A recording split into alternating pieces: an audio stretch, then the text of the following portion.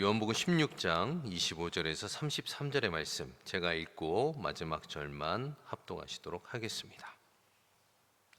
이것을 비유로 너희에게 일렀거니와 때가 이르면 다시는 비유로 너희에게 이르지 않고 아버지에 대한 것을 밝히 이르리라. 그날에 너희가 내 이름으로 구할 것이요 내가 너희를 위하여 아버지께 구하겠다 하는 말이 아니니 이는 너희가 나를 사랑하고 또 내가 하나님께로부터 온 줄 믿었으므로 아버지께서 친히 너희를 사랑하심이라. 내가 아버지에게 나와 세상에 왔고 다시 세상을 떠나 아버지께로 가노라 하시니 제자들이 말하되 지금은 밝히 말씀하시고 아무 비유로도 하지 아니하시니 우리가 지금이야 주께서 모든 것을 아시고 또 사람의 물음을 기다리시지 않는 줄 아나이다. 이로써 하나님께로부터 나오심을 우리가 믿사옵나이다. 예수께서 대답하시되 이제는 너희가 믿느냐? 보라, 너희가 다 각각 제 곳으로 흩어지고 나를 혼자 둘 때가 오나니 벌써 왔도다. 그러나 내가 혼자 있는 것이 아니라 아버지께서 나와 함께 계시느니라. 합동하시겠습니다. 이것을 너희에게 이르는 것은 너희로 내 안에서 평안을 누리게 하려 함이라. 세상에서는 너희가 환난을 당하나 담대하라. 내가 세상을 이겼노라. 아멘. 할렐루야. 오늘 또 말씀을 사모하셔서 이 자리에 나오신 여러분들을 주님의 이름으로 환영합니다. 이 세상에는 자신이 더 잘할 것 같은데 남을 보면 자신이 더 잘할 것 같은데 막상 해보면 안 되는 일들이 있는 것 같습니다. 남들이 하는 걸 보면 좀 답답해하거나 아니면은 나도 저 정도는 할 수 있겠다라고 생각되는 것들이 있는 것 같습니다. 특히 저희는 신앙생활을 하는 그리스도인이니까 그리스도인들이 이 신앙 연수가 깊어지면 깊어질수록 더욱더 생각나는 것들이 있는데 바로 그것이 신앙생활이라고 저는 생각이 듭니다. 저는 목사이니까 제가 가르치는 지금 고등부 아이들에게도 기도해야 된다, 말씀 읽어야 한다, 뭐 이렇게 해야 되는데 생각보다는 제 마음에 차지 않는 것 같습니다. 이 차지 않는 마음이 심지어는 저 7살 아들에게도 약간 적용이 되는 것 같습니다. 식기도 할 때 한번 기도해봐 라고 했을 때 아들이 부끄러워서 그냥 좀 짧게 기도하면은 그렇게 하는 거 아니지, 좀 더 제대로 해봐, 이렇게 요구를 하는 것 같다라는 것이죠. 왜 안 되지? 이 정도면은 다 할 수 있을 것 같은데 라고 생각하는데 저도 정신이 없고 바쁜 삶을 살다 보면은 생각보다 안 되는 게 신앙생활이다라는 것입니다. 사실 그래서 저는 이 새벽 예배에 나오신 우리 성도님들을 참 사랑하고 존경합니다. 왜냐하면은 이 어려운 신앙생활을 그래도 그것도 새벽 기도를 꾸준히 해오신 성도님들이시기 때문이죠. 그런데 여기 계신 성도님들께서도 비슷한 감정을 느끼시리라 생각이 듭니다. 깨달음이 있으면 변하고 그리고 초연하고 멋있게 신앙생활을 하면 좋겠다라고 생각이 들면서도 정작 그 사실을 깨닫고 내가 죄인임을 고백하는 데는 잘 안 되는 상황이 발생한다라는 것이죠. 내가 신앙생활을 잘하고 싶다라고 생각해도 잘 안 되는 때가 오더라는 것입니다. 그러니 우리는 생각해 볼 수 있는 것이죠. 우리는 신앙생활이 잘 안 되는 것은 무지함에서 오는 것은 아니다라는 것입니다. 틀림없이 우리는 알고 믿습니다.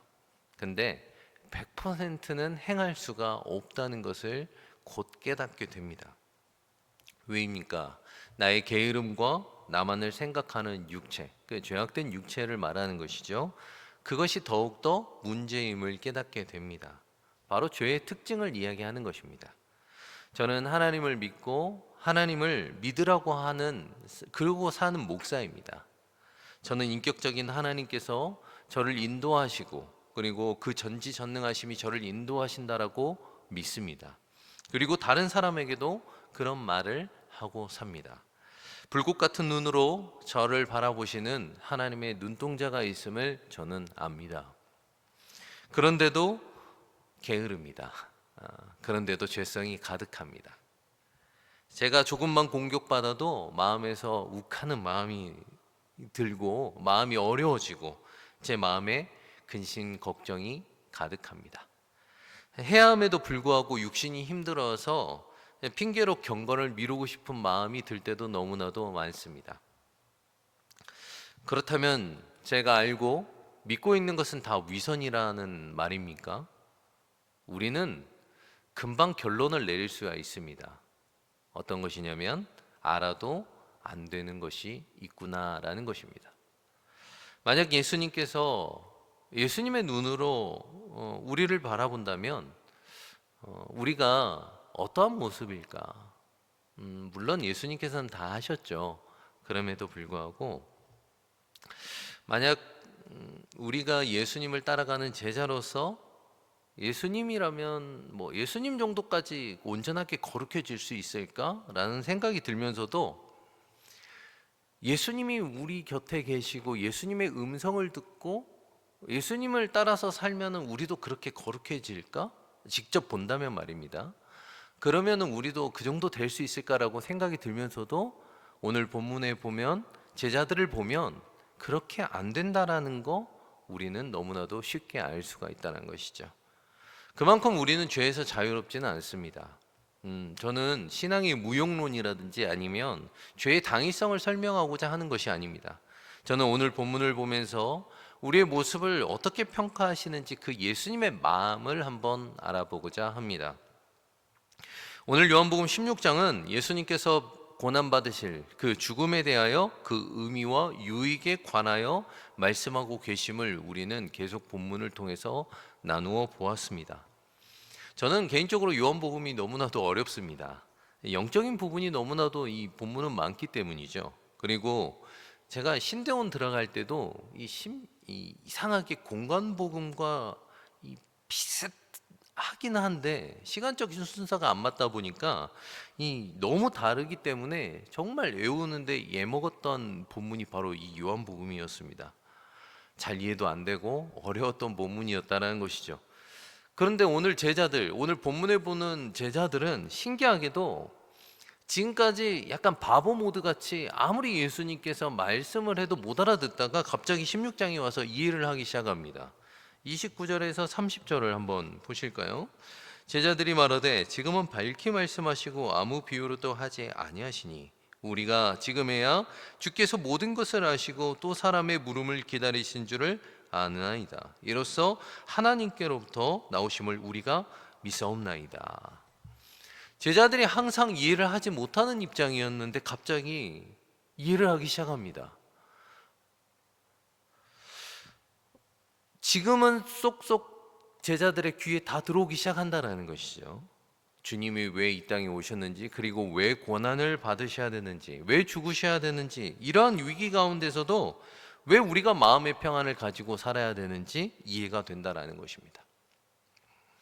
그래서 이 제자들은 비로소 당신이 하나님으로부터 온 사람인 것을 믿게 되었다라고 고백합니다. 이것을 영어 성경으로 보면 이런 의미입니다. 깨달아 알아서 이제 믿게 되었다. 깨달아 알아서 이제 믿게 되었다라는 의미가 됩니다. 물론 제자들이 지금까지 안 믿었다라는 것은 아닙니다. 하지만 이제는 표적을 보지 않아도 주님의 말씀을 이해할 수가 있고 그리고 믿을 수 있다라는 고백인 것이죠. 주님의 죽음까지도 이해할 수 있는 믿음이 생긴 것입니다. 지금까지 제자의 모습들을 바라봤던 이 예수님은 얼마나 기쁘셨을까요? 그래서 예수님은 이렇게 말씀하십니다. 이제 믿느냐?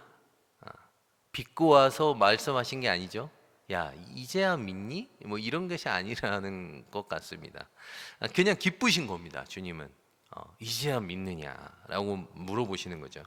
이제야 너네들이 믿는구나 라고 기뻐하셨다는 것입니다. 근데 이런 믿음에 대하여 32절에 보면 저희 말로 말하면 약간 초를 치는 이야기를 좀 하십니다.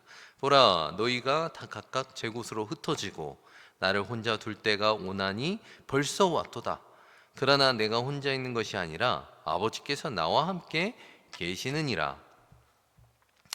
하지만 믿어도 실망할 일을 당할 건데 너희들은 나를 혼자 둘 것이야.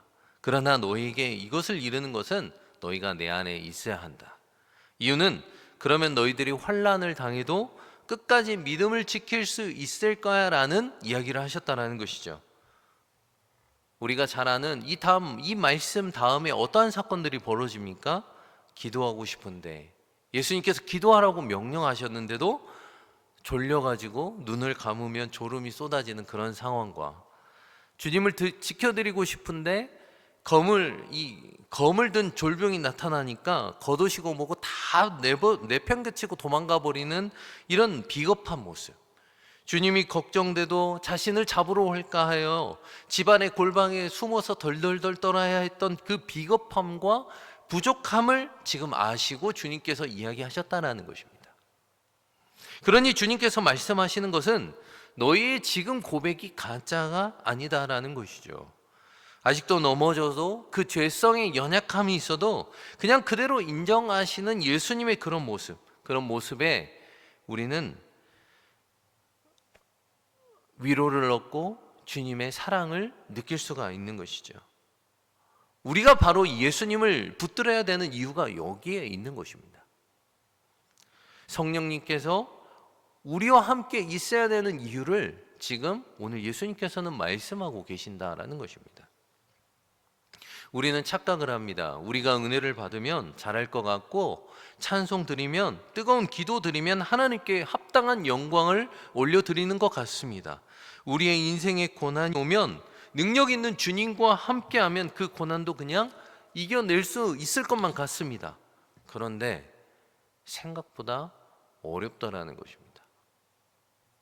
주님이 원하시는 대로 이제 살겠다라고 하는데 바로 뒤돌아서면 내가 원하는 대로 살고 있고 나의 위선적인 모습을 보게 되더라라는 것이죠.